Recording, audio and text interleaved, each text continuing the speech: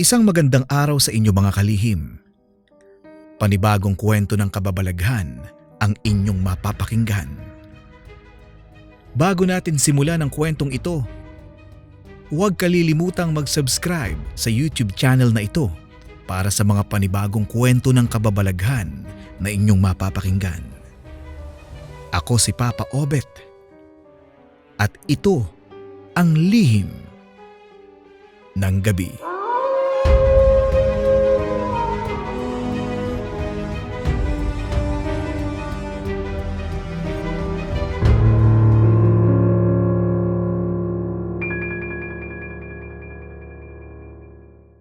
Ang sabi ng yumao kong Lola Belinda, ang mga pasatsat daw ay ang mga nagmumultong kaluluwa na madalas makikita sa tabing kalsada.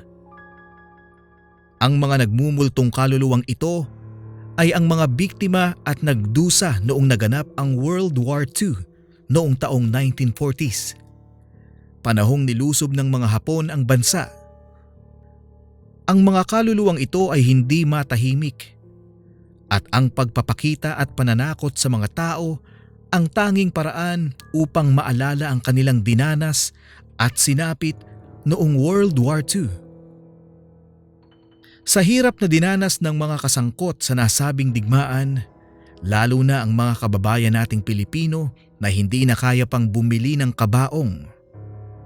Napipilitan silang ibalot na lang sa banig, kumot, o kaya naman ay tela ang bangkay ng kapamilyang namatay. Kadalasang inililibing sa bundok o sa kung saang gugustuhin ng pamilya. Kasi sa sementeryo noon, uso ang nakawan. Hinuhukay ang bangkay para lang makuha ang mga pulseras, kwintas, mga alahas at iba pang maipagbibiling mga bagay na isinama sa paglibing ng patay. Dagdag pa ni Lola, kapag nakaengkwentro ng pasatsat, ang tanging gawin lamang upang makawala sa pananakot nito ay saksakin ang balot nitong banig o kumot. Ang mga pasatsat kasi ay nakabalot pa rin ng banig o kumot kahit na multo na. Kapag nasaksak na, sasabog ang balot nito. Aalingasaw ang mabahong amoy at saka mawawala na at doon lang matitigil ang pananakot nito sa biktima. Habang inaalala ang mga sinabing iyon ni Lola Belinda, nanginginig ako sa kinatatayuan habang tanaw-tanaw ang napakadilim na daan. Hindi ko kasi inakalang aabutin pala ako ng gabi sa pag-uwi. Napahaba kasi ang usapan at kasiyahan naming magtutropa. Napainom din ng konti kaya hindi nakauwi agad. At heto ako ngayon. Nagdadalawang isip kung tutuloy ba o babalik na lang. Sa kalsada kasing ito, madalas may nakikitang multo. Iyon ang sabi ng kakilala at mga kapitbahay na nakakita. Wala naman akong ibang madadaanan maliban sa kalsadang ito na nasa gitna ng dalawang bundok. Kung sa bundok naman ako dadaan, mas delikado at baka kung ano-ano pa ang makasalubong ko. Kaya napilitan talaga akong dumaan sa kalsada. Panay pa ang paglingon ko dahil nagsimula ng lumamig ang hangin. Dagdag pa ang pakiramdam na parang may nakasunod sa akin. At sa bawat gilid naman na puro kakahuyan, parang may mga matang nakatingin. Habang naglalakad, kung ano-anong katatakutan na ang pumapasok sa isip ko.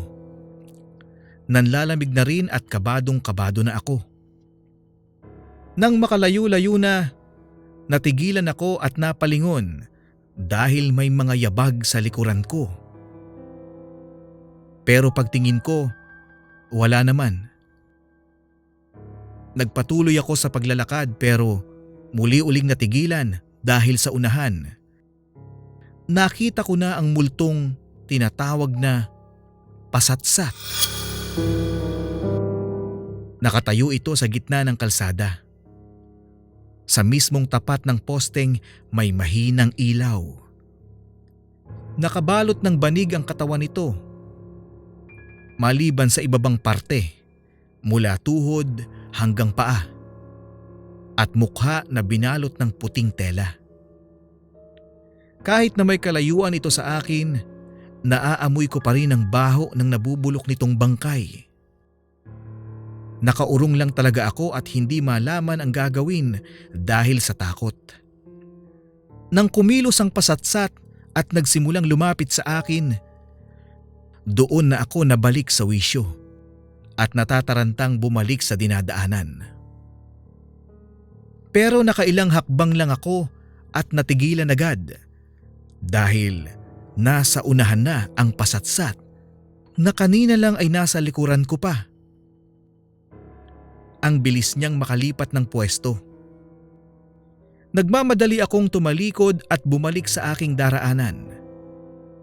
Kumaripas ako ng takbo at palingon-lingon sa pasatsat na nakasunod pa rin. Binilisan ko ang pagtakbo pero napansin ko ring parang hindi ako umuusad sa kalsada. Kahit anong bilis ng takbo ko, hindi ko pa rin nararating ang poste sa unahan. Natigilan din ako nang mawala na lang bigla ang pasatsat. Pero alam kong nandyan lang ito sa paligid dahil naaamoy ko pa rin ang umaalingasaw nitong amoy. Ilang minuto pa akong patingin-tingin sa paligid. Hinanap kung nasaan na ang pasatsat pero wala akong makitang bakas nito, maliban na lang sa amoy na hindi malaman-laman kung saang banda nang gagaling.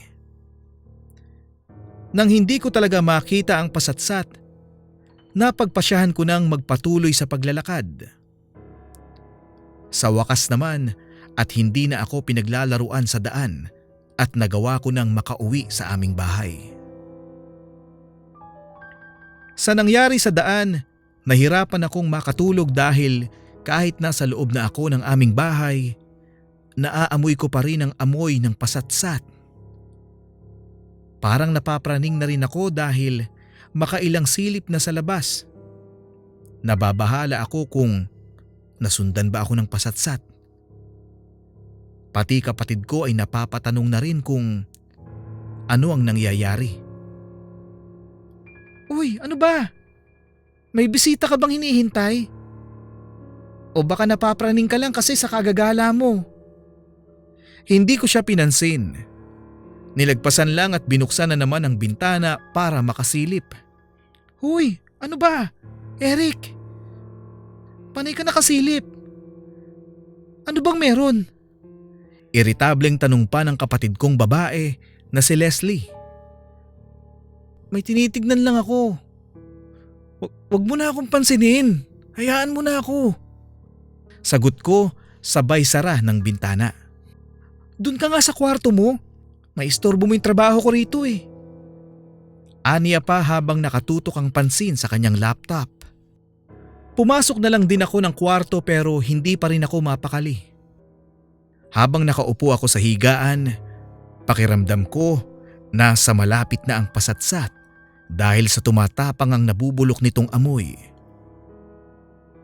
Tinignan ko pang mabuti ang bawat sulok ng kwarto. Ilalim ng higaan, pati na ang CR. Pagkatapos ay sumilip na rin ako sa bintana. Malapit lang din kasi sa kalsada ang bahay namin. At pagkasilip na pagkasilip ko, bumungad sa paningin ko ang pasatsat. Naandoon sa kalsada. Nakatayo at nakaharap sa bahay namin.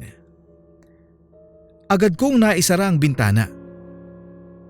At sa sobrang lakas ng pagkakasara, muntikan pang mabasag ang bintana namin. Sa ingay, kumatok ang kapatid ko. Ano na naman ba yung pinaggagawa mo, Eric? Ang tanong ng kapatid ko. Binuksan ko ang pinto sa halip na sagutin siya. Nilagpasan ko lang at dumiretso ako sa bintana. Sinilip ko roon kung tama ba ako nang nakita sa bintana ng kwarto ko. At hindi nga ako nagkakamali dahil nakikita ko pa rin ang pasatsat.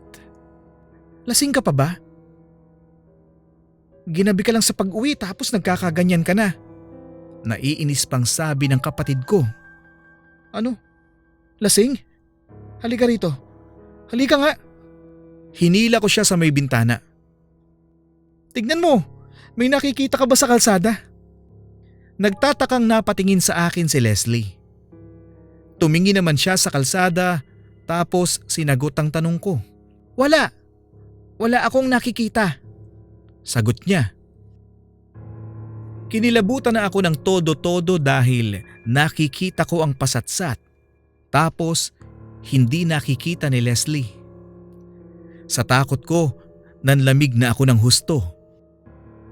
Tinanong pa ako ni Leslie kung may nakikita ba akong multo dahil masyado na akong malamig at nanginginig. Halos namumutla na rin daw ako. Sinabi ko naman na oo. Pero sa halip na damayan niya ako sa takot, pinagtawanan pa niya ako at mas lalong tinakot. Ayan, resulta na yan ng paggagala mo.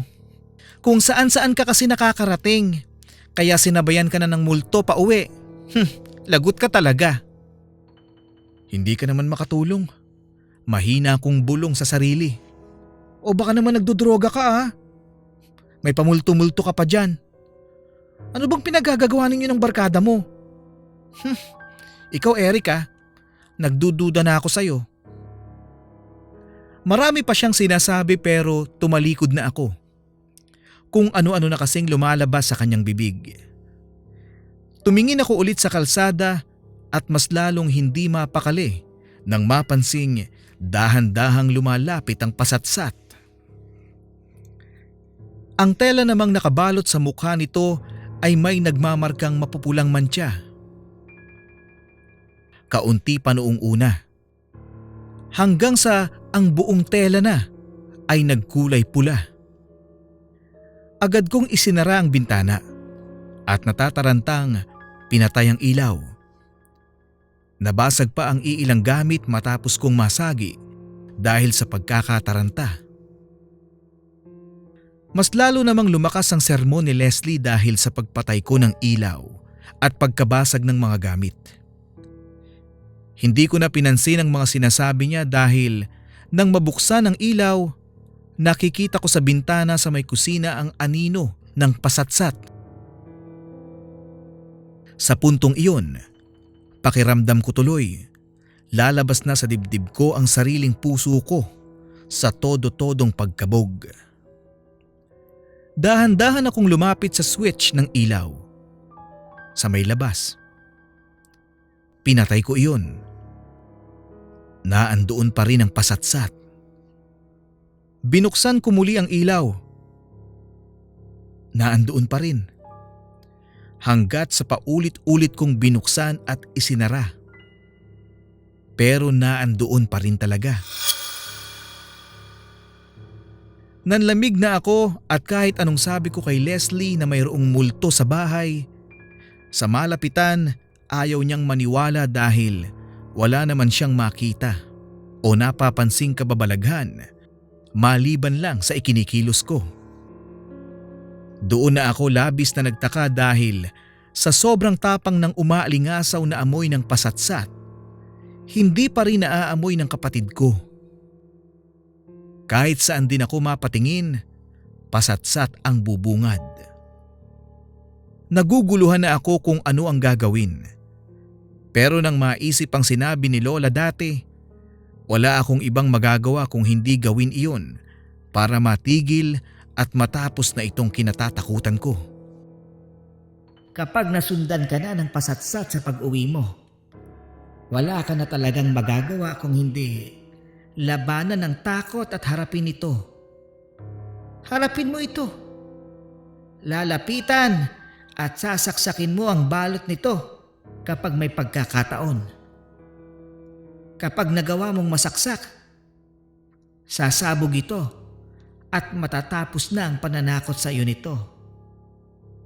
Isang malalim na buntong hininga ang nahugot ko at nagmamadaling pumunta ng kusina. Nanginginig na kumuha ako ng kutsilyo at ipinagbahala na lamang sa itaas ang mangyayari. Lumabas ako at agad na hinanap ang pasatsat.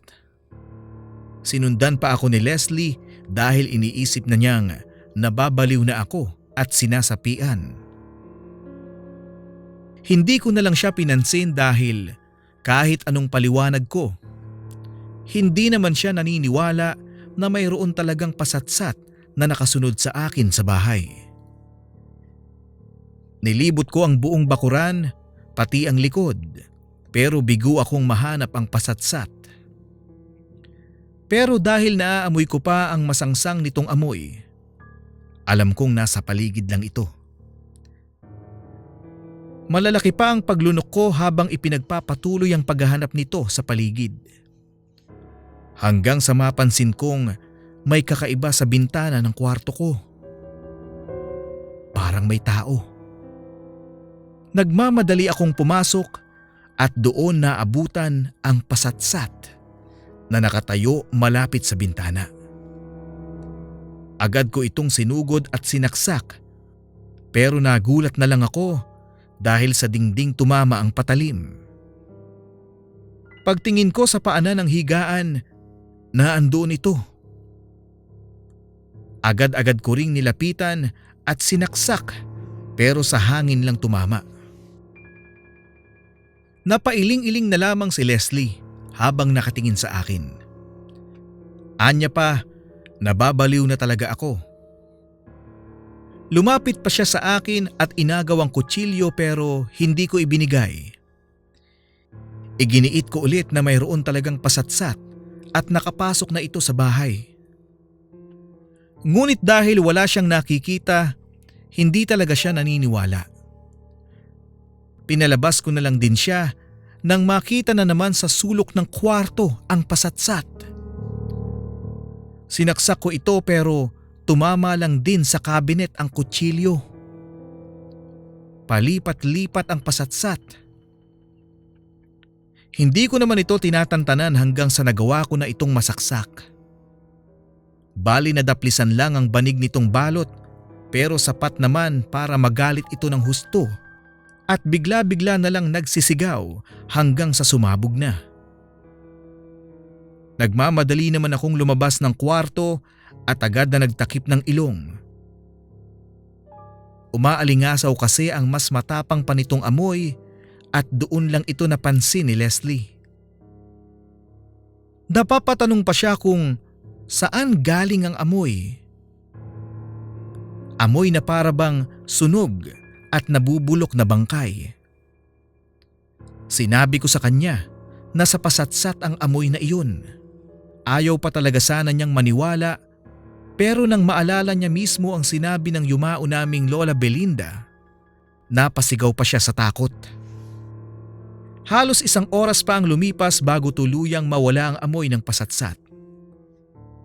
Wala namang kahit konting abo na naiwan sa pagsabog nito. Magdamag pa kaming hindi makatulog ng kapatid ko at kinabukasan, agad-agad kaming nagpa-schedule sa simbahan para mapabless ulit ang bahay. Para naman maitaboy ang naiwang multo ng pasatsat kung mayroon man. O iba pang multo na may planong magparamdam sa amin. At magmula noon, hindi na ako nagpapagabi ng uwi mula sa galaan. Masyado na akong nadala sa nangyari. At ayaw ko nang maulit pa iyon kahit kailan. At diyan nagtatapos ang ating kwento.